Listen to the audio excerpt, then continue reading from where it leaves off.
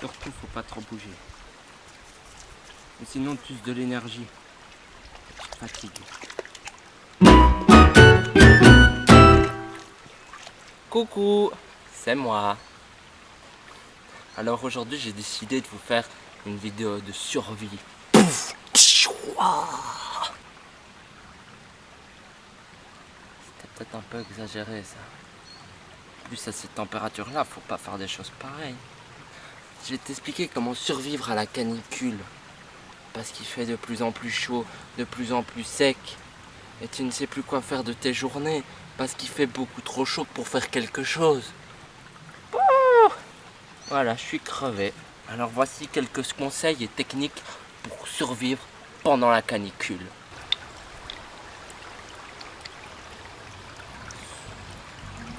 Premier conseil. Quand il fait très chaud, le réflexe de tout être humain est de se rapprocher d'un point d'eau, là où il fait frais. Oh, un citron! Sauf que comme tout le monde a le même réflexe, tous les humains s'agglutinent. Imagine une centaine de personnes à 30 degrés qui s'agglutinent au même endroit.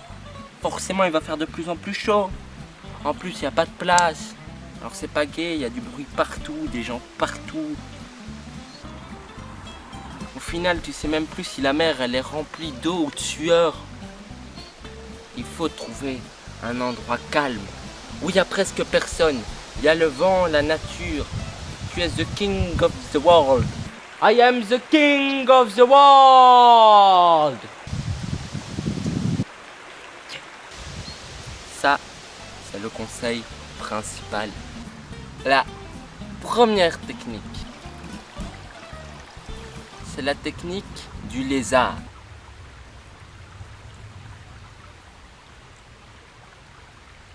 C'est une technique très simple qui nécessite juste un lieu calme. Ensuite, tu te trouves un petit rocher, comme ceci. Et alors, tu viens t'étaler, un truc du genre comme ceci, et tu ne bouges plus. Ah, dégage-toi, sale bête de merde. Une des principales choses pour survivre face au soleil, c'est de faire le moins de mouvements possible. 30 degrés dans la gueule. Le soleil, tu vois, c'est un peu comme si un jour tu te balades dans les bois et que tu croises un T-Rex. Si tu croises un T-Rex, eh ben, si tu bouges pas, il pense que t'es mort, il te voit pas, t'es pas dans son champ, il voit que les choses qui bougent. Du coup, il sait pas te choper. Eh ben, le soleil, c'est comme le T-Rex. Si tu bouges pas. Non! Ben, il te chope quand même vachement bien. Et d'ailleurs, si tu veux pas que ton expérience du lézard ne se transforme pas en expérience d'écrevisse, il faudra faire appel à The Cream of the Sun, de la crème solaire en français si t'es pas bilingue. T'en mets sur ton petit corps.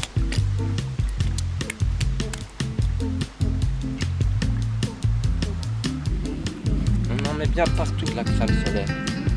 Si tu marches, pense à tes jambes parce que j'ai déjà eu des coups de soleil par ici et c'est pas après c'est super pratique, ça te permet de t'entraîner à être de plus en plus souple pour réussir à faire l'entièreté de la surface de ton dos. On n'oublie pas le visage et le bout des oreilles parce que les oreilles c'est pas rigolo. Ensuite, ma deuxième technique, c'est la technique de la grenouille. Blablabla. La technique de la grenouille, c'est très simple. Tu t'assis le cul dans l'eau. Parce que si les plages, elles sont pleines, les piscines aussi et les lacs aussi,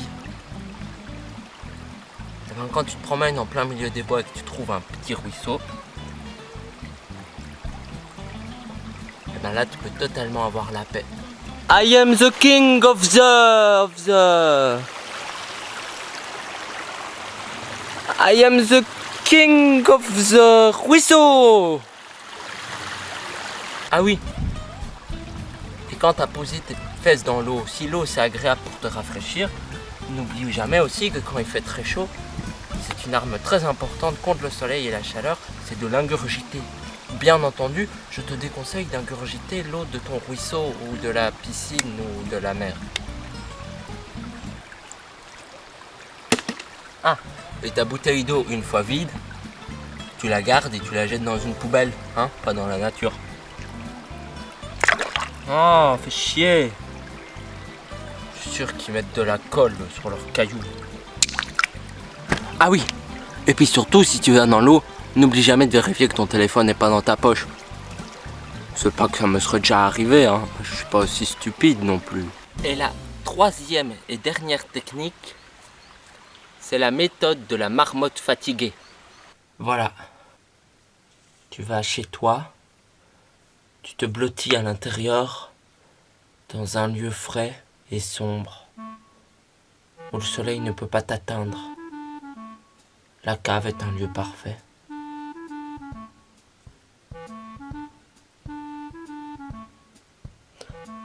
Mais c'est quand même un peu glauque comme solution. Voilà. C'est tout ce que j'avais à te dire. J'espère que tu survivras. Et si tu as d'autres conseils à donner, ben, mets-les en commentaire. Et en attendant, un bisou tout ensoleillé pour toi.